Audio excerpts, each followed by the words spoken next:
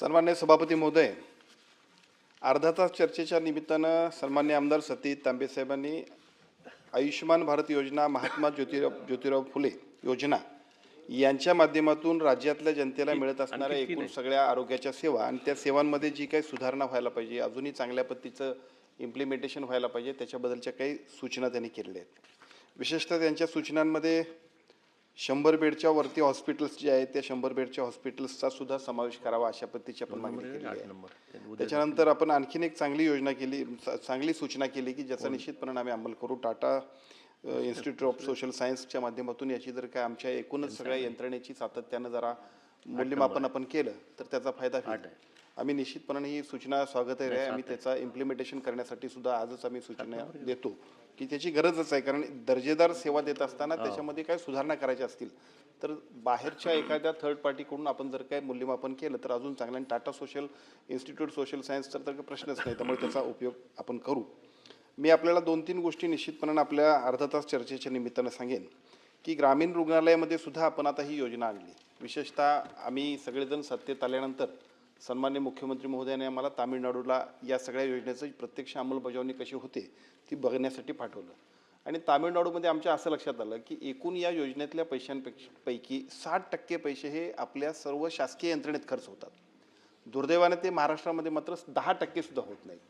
आणि त्याला कारण असं होतं की त्याच्यातले जे काही पॅकेजेस होते त्याच्यामध्ये इन्सेंटिव्ह जे होते ते वाढवले पाहिजे होते.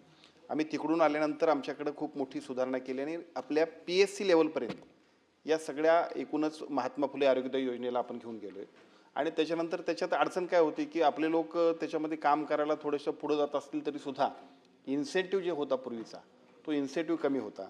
आम्ही तो इन्सेंटिव्ह वाढवला, 20% इन्सेंटिव्ह केला. त्यामुळे साहजिकच सगळेच आपले इन हाऊस डॉक्टर जे आहेत आता ते काम करण्यासाठी तयार आहेत. त्यांना आवश्यक असणाऱ्या सगळ्या गोष्टींची उपलब्धता करून देण्यासाठी मॅनपॉवर असेल, त्यांना IPHSमधनं काही एक्सपर्ट्स डॉक्टर आणायचे होते. एक्सपर्ट डॉक्टर जरा विशेषतः ग्रामीण भागामध्ये जायला थोडेसे तयार नसायचे. आम्ही आता कालच निर्णय घेतला 15 दिवसांपूर्वी आणि IPHSच्या डॉक्टरांना सुद्धा जे काय देतोय पैसे ते सुद्धा मी वाढवले की जेणेकरून ह्या सगळ्या सुविधा आम्ही ज्यावेळेला उपलब्ध करतोय त्यावेळी त्याचा योग्य अंमलबजावणी व्हायची असेल तर ज्या ज्या काही त्रुटी आहेत त्या दूर करायला पाहिजे.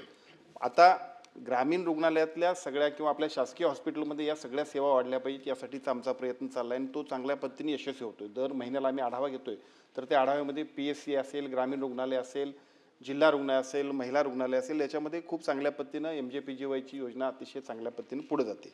आपल्या या योजनेबरोबर दुसरा आपण सांगितलेला आणखीन एक मुद्दा असा आहे की एकूणच आत्ता चाललेलं जे काय आयुष्यमान भारत योजनेचं काम आहे, मी आपल्याला सांगतो की पहिल्या टप्प्यामध्ये या योजनेमध्ये 1356,000 होते. आयुष्यमान भारत योजना आपल्याबरोबर लागू झाल्यानंतर आता आपण 2399,000 झाले. म्हणजे खूप मोठं, म्हणजे सगळ्या नागरिकांच्यासाठी अतिशय महत्त्वाकांक्षी अशा पद्धतीची ही शासनाची योजना आहे. याचा अवेअरनेस करणं, याची प्रसिद्धी करणं हे सुद्धा आमची जबाबदारी आहे, ते आम्ही करू.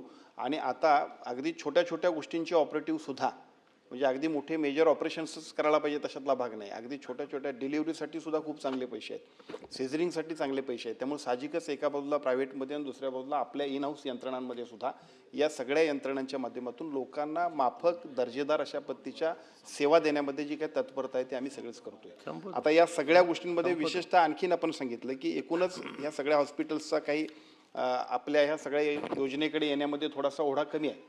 मी आपल्याला सांगतो की आपण आयुष्यमान भारत योजनेमध्ये गेल्यानंतर एक चांगला आपल्याला आणखीन फायदा झाला. पूर्वी आपण 100% या सगळ्याच लोकांना सरसकट पैसे देत होतो, परंतु आयुष्यमान भारतच्या एकूणच TMS 2.0वर गेल्यानंतर आपण NABH जे हॉस्पिटल असतील त्यांना 15% इन्सेंटिव्ह देतोय.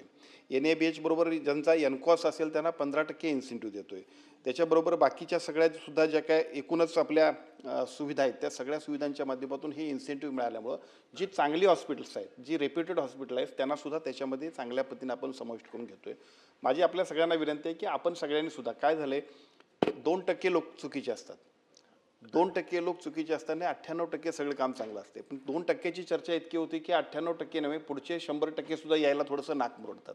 आपल्याला ही योजना लोकांपर्यंत घेऊन जायची असेल तर आपण सगळ्यांनी सुद्धा आपल्या आपल्या परिसरातल्या हॉस्पिटल्सना खात्री दिली पाहिजे, जबाबदारीने त्यांना आपल्यासोबत घेतलं पाहिजे. मी आपल्याला सांगतो की आता आणखीन एक चांगली गोष्ट आहे, सन्माननीय मुख्यमंत्री आणि दोन्ही उपमुख्यमंत्र्यांचे मी मनापासून आभार मानेन.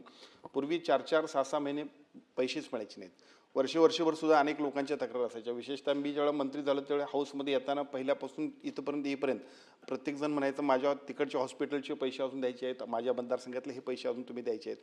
आता मात्र सन्माननीय मुख्यमंत्र्यांनी आम्हाला खूप चांगल्या पद्धतीने सुविधा आर्थिक एकूणच सगळ्या निधीची उपलब्धता केल्यामुळं महिन्याला त्या हॉस्पिटलची पेमेंट सुद्धा देतो. म्हणजे त्याच्यासाठी सुद्धा कोणी आता तक्रार करायची गरज नाही. आता आपल्याला आवश्यकता आहे क्वालिटीचे हॉस्पिटल्स याच्यामध्ये आणायचे आहेत. अनावश्यक हॉस्पिटल जे आहेत ते आम्हाला नकोच आहेत. ज्यांच्यावरती तक्रारी होतात, जे चुकीचेच लोक काम करतात, आम्हाला त्यांची आवश्यकताच नाही. आम्हाला पाहिजे ती चांगली हॉस्पिटल्स आणि लोकांना चांगल्या पद्धतीच्या सुविधा. मला असं वाटतं की ह्या सगळ्या गोष्टी करण्यासाठी आम्ही तत्पर आहोत. आपल्या सूचना आणि आपल्या सूचनांबरोबर सर्वांनीच मिळून या योजनेमध्ये आपण चांगल्या पद्धतीने काम करूया.